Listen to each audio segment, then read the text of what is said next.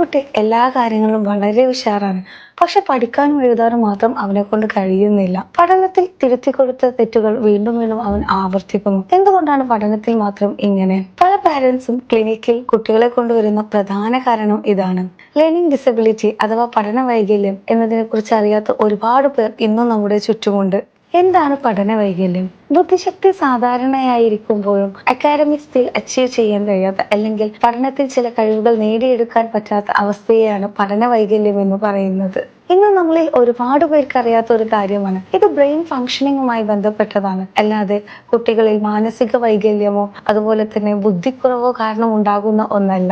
ഇവ പ്രധാനമായും 3 ടൈപ്പുകളിലാണ് കാണപ്പെടാറ്. ഡിസ്ലെക്സിയ വായനയിലുള്ള ബുദ്ധിമുട്ട്, ഡിസ്ഗ്രാഫിയ റൈറ്റിംഗ് എബിലിറ്റി റൈറ്റിംഗ് സ്കിൽസിലുള്ള ഡിഫിക്കൽട്ടീസ്, ഡിസ്കാൽക്കുലിയ ഗണിത ആശയങ്ങൾ മനസ്സിലാക്കുന്നതിലുള്ള ബുദ്ധിമുട്ടുകൾ. ഈ അവസ്ഥകൾ നമ്മുടെ കുട്ടികൾക്കുണ്ടെങ്കിൽ ആശങ്കപ്പെടുകയോ പഴി പറയുകയോ അല്ല ചെയ്യേണ്ടത്.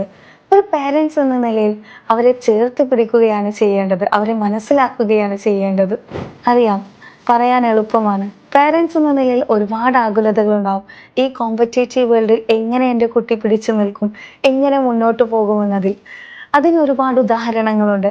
Thomas Alva Edison, English author Agatha Christie, actor Tom Cruise ഇവരെല്ലാം ലേണിംഗ് ഡിസബിലിറ്റിയെ മറികടന്ന് ലോകത്തിന് തന്നെ മാതൃക ആയവരാണ്.